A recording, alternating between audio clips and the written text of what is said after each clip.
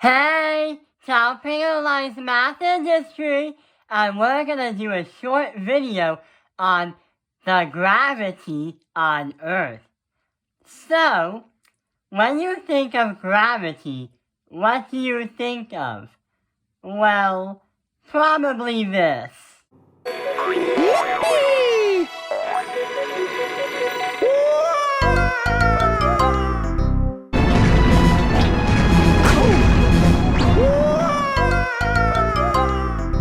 That is exactly gravity, because it means that planet Earth, for example, Earth right here, right now, is pulling objects to it, which is making it fall.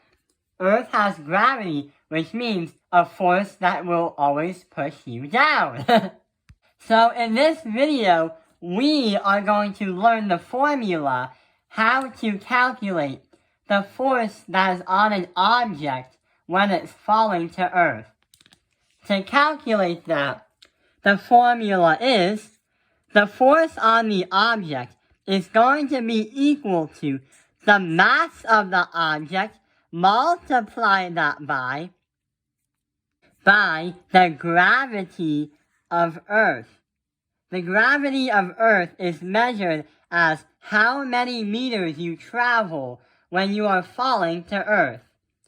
The letter G is always going to be 9.8 because when something falls to the ground, no matter what, it will always fall at a speed of 9.8 meters per second squared.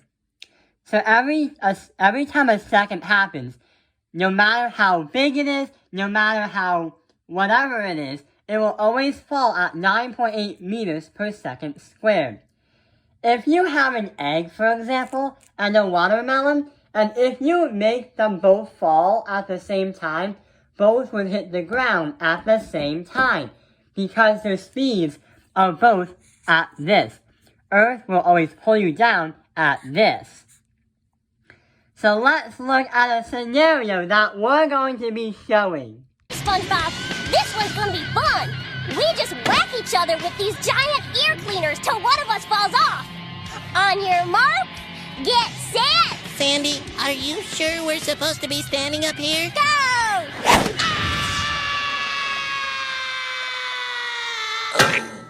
So SpongeBob falling in the video is a little bit strange. Let's say that he weighs 23 kilograms. The reason why we use kilograms because the mass is different than the weight. Let's see an example. So, what is the mass versus the weight? The mass of an object is basically how many particles are in that given object. So, if you have this battery, the mass is going to represent how many particles are in an object. Every object is made up of particles. Well, almost every object.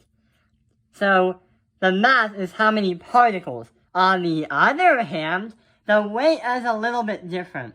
The weight is how much gravity is pulling down on the object to cause the weight of the battery. So, if I take this battery to the moon, it would weigh differently. If I take it to Jupiter, it would weigh differently too. But if I measure the mass on the moon and Jupiter, the mass does not change because the number of particles in this battery doesn't change. In physics, I like to see the weight as cheating because the gravity is what's causing you to get your weight. If there's absolutely no gravity on Earth, everything would be floating in the air, and everyone would be weightless. So that is why we measure in kilograms. So if SpongeBob is falling from that sea needle, and he weighs 23 kilograms, we have to multiply by the speed of the gravity, 9.8 meters per second squared.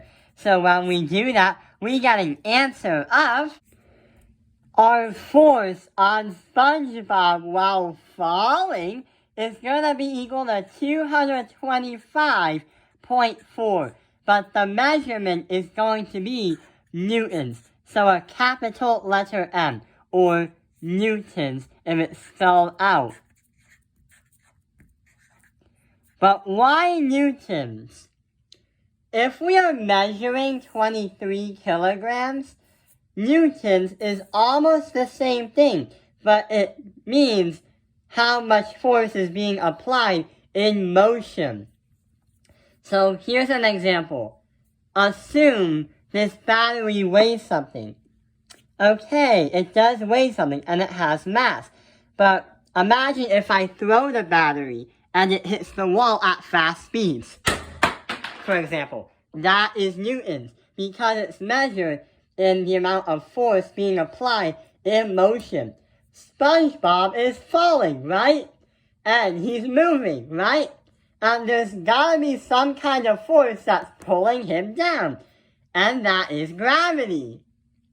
I hope this video has helped you understand the gravity on the Earth. Thank you for watching Tao Ping Life Math Ministry. Like and subscribe.